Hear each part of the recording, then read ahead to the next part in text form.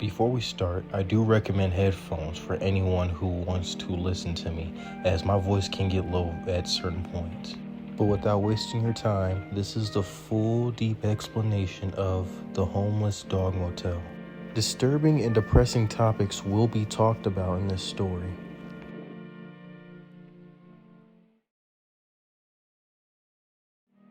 We start off with our main character being homeless. She doesn't have a name, so we're going to call her Hope. She's in a situation where she has to relieve a certain businessman just to get paid. But in this world, everybody takes advantage of other people's problems. No matter how far away you are from these problems, they always find a way back to you. Today as well, I face a grinning thing. Every day it eats a piece of me. I could shoo it off, yet I know it keeps away the monsters I've been avoiding. So I let the thing eat, as it could always be worse. Starting off loop 1, our character is dropped into the shower room. The reason why is because this is her safe space. When clicking on the towel, she explains that there's someone else living with her and that his scent is on her, and she doesn't like that. As you continue exploring the motel, you don't see much of a problem.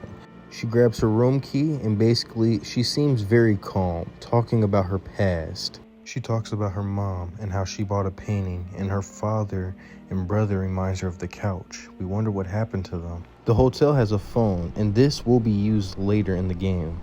But overall, this sums up loop 1, as nothing much is happening. She just seems to be reminiscing the past. You can also say that she's depressed, as she's struggling to look on the bright side of things.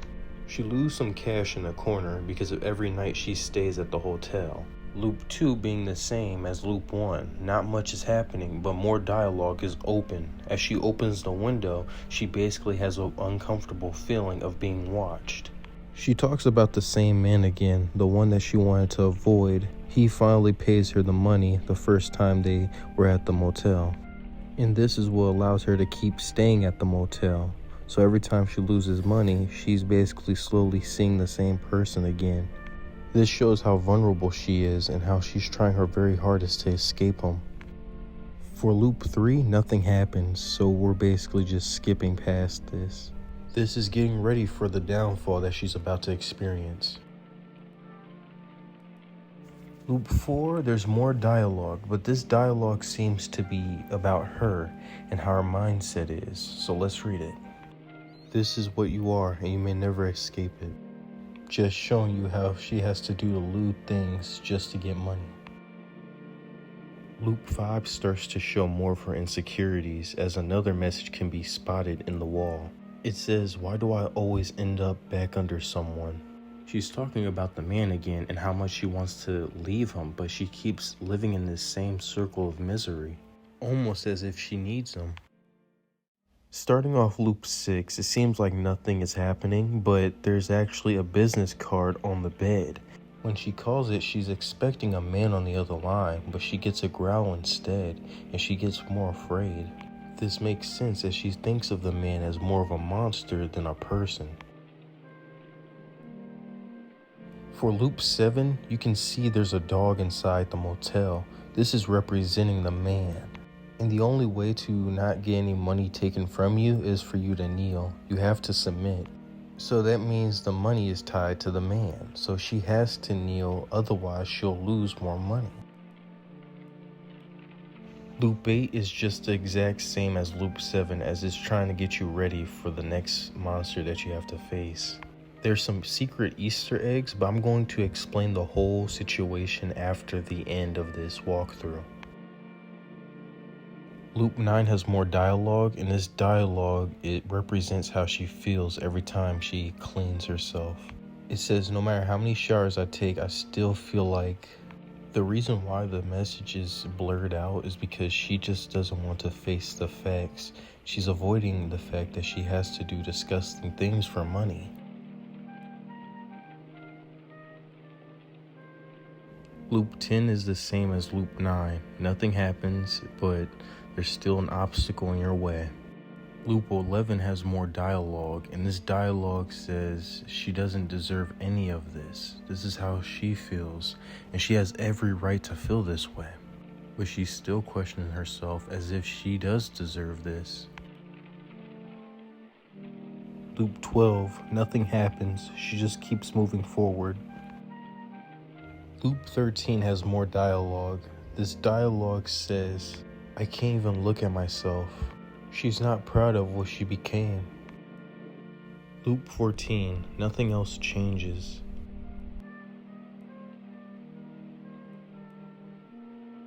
Loop 15 has more dialogue and it says go to room 107 for an easy lay. And to remind you, this is room 107.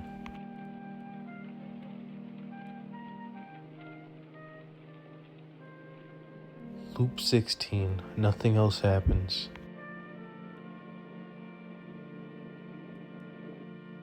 For day 17, there's more dialogue and it says call me instead of begging. This is a reference to the business card. You don't have to call it, but when you call it, she gets a unwelcoming call. Loop 18, there will be a missing person poster.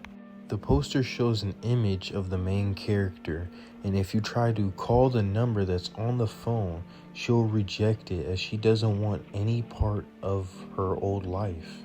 I'm gonna take a moment to say, oh, poor baby. I'm sorry, but I just can't hold it. After you call the number, the door will start banging and you have to lock the door. She's afraid of what her family might think of her, so she refuses any type of communication with them.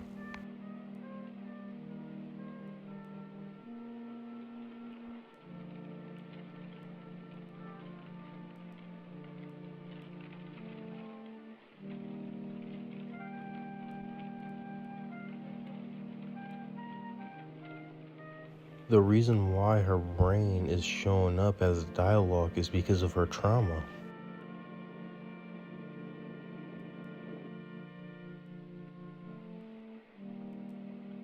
Loop 19, you can see two fur coats. At one moment, I thought that was her and the man, but that's actually two different types of people, and it may be her mother and father. This is my theory, and just the theory alone, as we still have a few more loops to get through.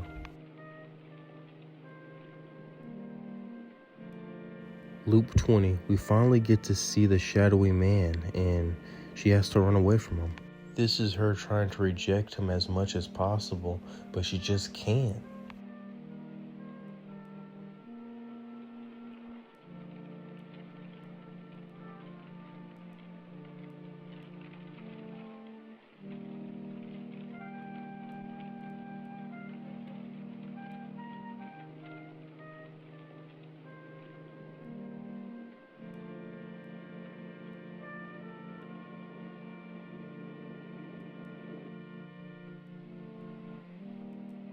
The final loop is her coming into terms of acceptance, as there's nothing else she can do except wait for the last bit of money to run out.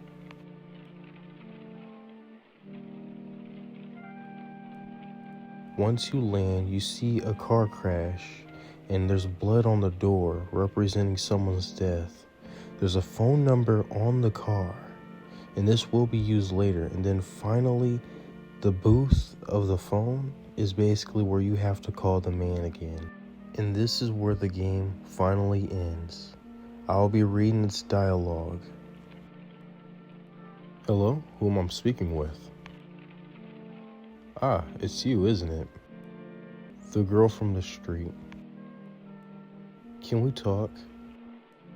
Of course, you're in luck. I just finished a meeting. So what might you need from me, girl from the street? Sorry for yelling at you the other day. Is the offer still on the table? I could use the money. It is. I promised $500 for a night with you, correct? Yes. Are you crying? I don't want it to come to this. I thought I could make it work. Hey, don't stress out so much over this. It's a right choice. I'll make you feel good. You're able to hang in there until tomorrow night. That's the early I can make it. Yes, thank you. Can you bring protection? Yes, don't worry about that. I'll take care of it. Meet me at your usual spot and we can go to your motel from there. I'm looking forward to this. See you tomorrow.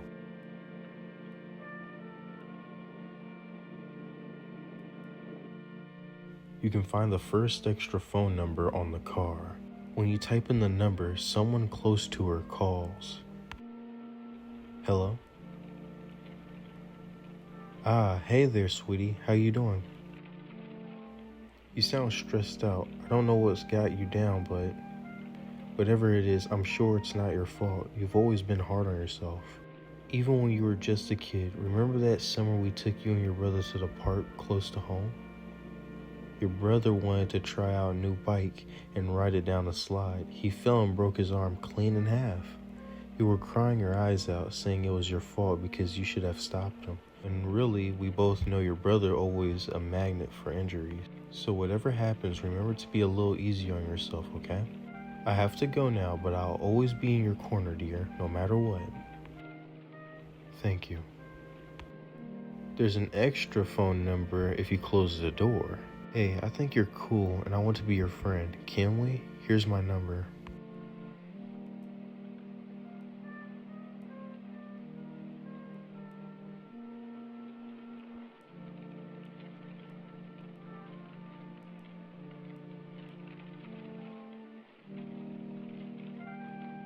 You call your old friend from school.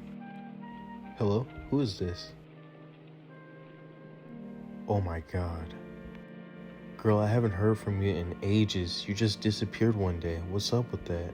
I even saw a poster around town. They said you were missing. That was super scary. Though if I had to guess, you just probably ran because you didn't want your friends to find out what all you became. She hung up.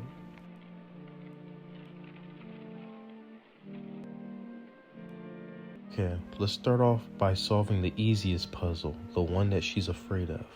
She's basically having intercourse with a man, and she doesn't want to. The reason is simple. She needs the money because she ran away from home. It must be related to the car accident, as someone that's close to her must have died, and she blamed herself for it, so she ran away from home. She doesn't want to be found because she blames herself for the crash that someone must have died in. And if I had to guess who died in the car, I would say it was the mother, as if it was a grandmother, I don't think she would drive 94 miles per hour, if you get what I mean. But she also explains how much she misses her mom, so it definitely have to do something with her. I can say that 100% it has to be the mom that calls her and basically tells her that everything will be okay, even if it seems bad. Dang, while making this video, CapCut is getting banned from US, so dang to that one, and this is going to be the last video on here, but I'm still going to be making more videos in the future. I still have some that I have to finish, so I do hope to see you guys around, and thank you for watching. I'm sorry if my voice was very low, but that's the best I could do.